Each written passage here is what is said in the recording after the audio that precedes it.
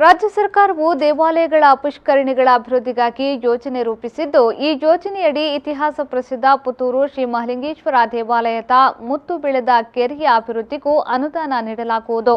ಈ ಬಾರಿಯ ಬಜೆಟ್ನಲ್ಲಿ ಅನುದಾನ ಮಂಜೂರಾಗಲಿದೆ ಎಂದು ರಾಜ್ಯ ಮುಜರಾಯಿ ಖಾತೆ ಸಚಿವ ಹಾಗೂ ಜಿಲ್ಲಾ ಉಸ್ತುವಾರಿ ಸಚಿವ ಕೋಟಾ ಶ್ರೀನಿವಾಸ್ ಪೂಜಾರಿ ಹೇಳಿದರು.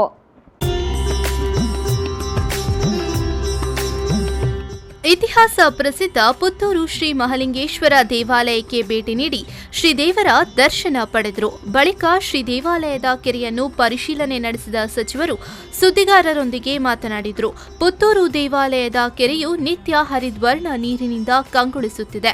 ಈ ಕೆರೆಯಲ್ಲಿ ಶ್ರೀದೇವರ ಉತ್ಸವ ನಡೆಯುತ್ತಿರುವ ಹಿನ್ನೆಲೆಯಲ್ಲಿ ಧಾರ್ಮಿಕ ಮಹತ್ವ ಹೊಂದಿರುವ ಕೆರೆಯನ್ನು ರಾಜ್ಯ ಸರ್ಕಾರದ ಅನುದಾನದಲ್ಲಿ ಅಭಿವೃದ್ಧಿಪಡಿಸಲಾಗುವುದು.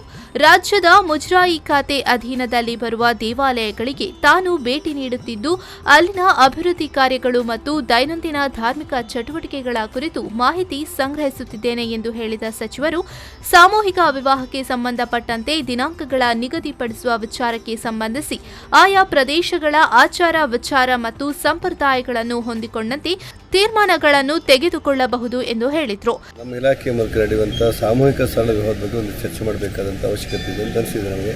ಈ ದೇವಸ್ಥಾನದಲ್ಲಿ ಯಾವ ದಿನಾಂಕವನ್ನು ನಿಗದಿಪಡಿಸಬೇಕು, ಪ್ರಥಮ ಹಂತದಲ್ಲಾಗುತ್ತಾ, ದ್ವಿತೀಯ ಹಂತದಲ್ಲಾಗುತ್ತಾ, ಅಥವಾ ಏನು ಸಣ್ಣಪುಟ್ಟ ಏನಾದರೂ ಸಣ್ಣ ಸಮಸ್ಯೆಗಳಿದ್ದರೆ ಹೇಗೆ ಪರಿಹಾರ ಮಾಡಬೇಕು ಅನ್ನೋದು ಯೋಚನೆ ಮಾಡ್ತೇವೆ. ಇಡೀ ರಾಜ್ಯದಲ್ಲಿ ಪುತ್ತೂರು ಮಹಾಲಿಂಗೇಶ್ವರರು ಸೇರಿದಂತೆ ಇಡೀ ರಾಜ್ಯದಲ್ಲಿ ನಮ್ಮ ಸಾಮೂಹಿಕ ಸರಳ ವಿವಾಹದ ಬಗ್ಗೆ ಯೋಚನೆ ಮಾಡಲಿಕ್ಕೋಸ್ಕರ ಅನೇಕ ದೇವಸ್ಥಾನಗಳಿಗೆ ಭೇಟಿ ಕೊಟ್ಟಿದ್ದೇನೆ. ಇವತ್ತು ಈ ದೇವಸ್ಥಾನಕ್ಕೆ ನಾನು ಮತ್ತು ಶಾಸಕರು ಚರ್ಚೆ ಮಾಡಿ ಇದರ ಈ ಸಾಮೂಹಿಕ ಸರಳ ವಿವಾಹದ ಬಗ್ಗೆ ಒಂದಷ್ಟು ಯೋಚನೆ ಮಾಡಿ ಇದನ್ನು ಯಶಸ್ವಿ ಮಾಡೋದ್ರ ಬಗ್ಗೆ ಚಿಂತನೆ ಮಾಡ್ತೇವೆ. ಮೇ 24ರಂದು ಪುತ್ತೂರು ಸೀಮೆಯಲ್ಲಿ ತುಳು ಸಂಪ್ರದಾಯದಂತೆ ಮದುವೆಯ ಕಾರ್ಯಗಳು ನಡೆಯುವುದಿಲ್ಲ. ಈ ವಿಚಾರವನ್ನು ಶಾಸಕ ಸಂಜೀವ ಮಠಂದೂರು ಈಗಾಗಲೇ ನನ್ನ ಗಮನಕ್ಕೆ ತಂದಿದ್ದಾರೆ.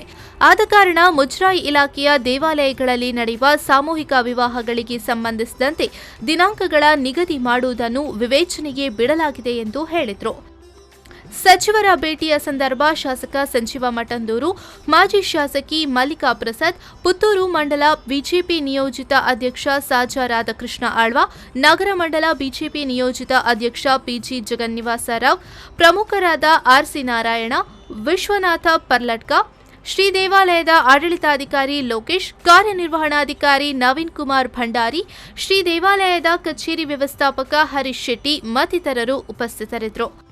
ಪ್ರವೀಣ್, ವಿ4 ನ್ಯೂಸ್ 24/7 ಪುತ್ತೂರು.